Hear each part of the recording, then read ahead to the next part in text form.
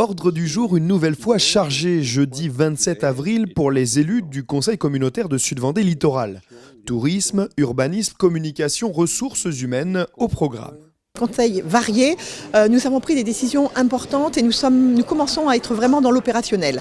D'abord sur le volet économique, c'est important puisque nous avons décidé de vendre 2 parcelles à des entreprises qui souhaitaient soit s'agrandir, soit s'installer. Elles étaient en attente depuis le mois de décembre, donc voilà, c'est acté ce soir, donc c'est un bon point pour eux. Ensuite, on a pris des décisions importantes aussi au niveau du tourisme, la saison commence, au niveau de la destination vélo, notre tourisme vert, donc voilà, donc la SPL, voilà, volet important côté tourisme. Aussi dans la continuité de l'aménagement du territoire. Nous avions des documents d'urbanisme qui étaient en stand-by avec la fusion, donc aujourd'hui, on a renclenché et du coup les documents d'urbanisme qui étaient en cours vont pouvoir poursuivre leur chemin et les communes continuer à travailler sur leur développement urbain. Déjà justement aussi au niveau des modifications de statut sur certains syndicats, donc là on est toujours dans l'installation, alors c'est juste dû à des transferts au regard de la loi, de la communauté de communes qui prend le pas sur les communes qui étaient adhérentes à ces syndicats. Bon voilà, juste une continuité de travail pour les syndicats. Voilà l'essentiel de nos travaux ce soir et un autre point que je laisserai un collègue développer.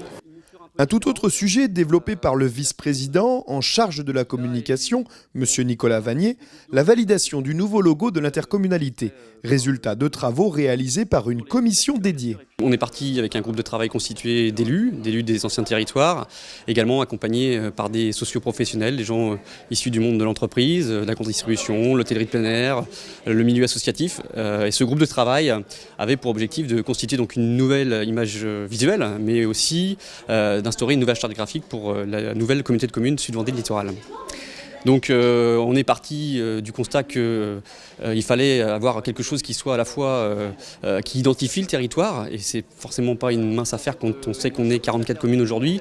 Et finalement le dénominateur commun qui a été retenu, c'est l'eau. L'eau, donc la goutte d'eau, et 2 gouttes d'eau associées forment finalement un cœur, donc ça c'est les choix du graphiste, et finalement ces 4 cœurs associés forment un trèfle, et au centre on y retrouve donc la ville-centre, la ville de Luçon. Si le choix des élus s'est porté sur une vision plus globale et le logo le plus simple des propositions, celui-ci n'en reste pas moins le fruit d'une création étudiée et précise avec de nombreuses significations. Donc au niveau des couleurs, on a les 4 couleurs qui identifient finalement les anciens territoires. Donc nous avons le bordeaux, le fuchsia pour le pays maroyais. Ensuite on a donc le bleu pour le pays né de la mer, ancien pays né de la mer.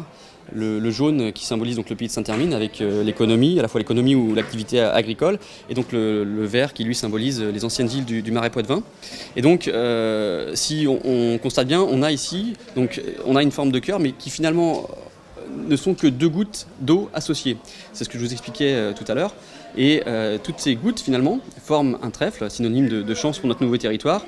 Et à l'intérieur de ce trèfle, on y découvre la ville-centre, la ville de Luçon, qui est au cœur du territoire. Et ici, vous avez la symbolique, le petit trait qui représente finalement le lait et à la fois le L de littoral. Donc tout ceci constitue la nouvelle identité visuelle de notre territoire.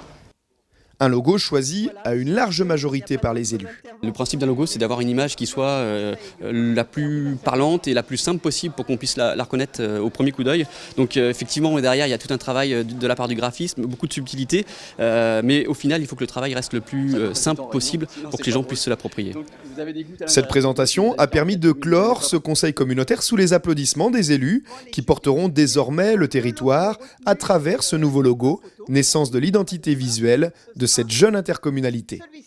Voilà le nouveau logo de la communauté de communes.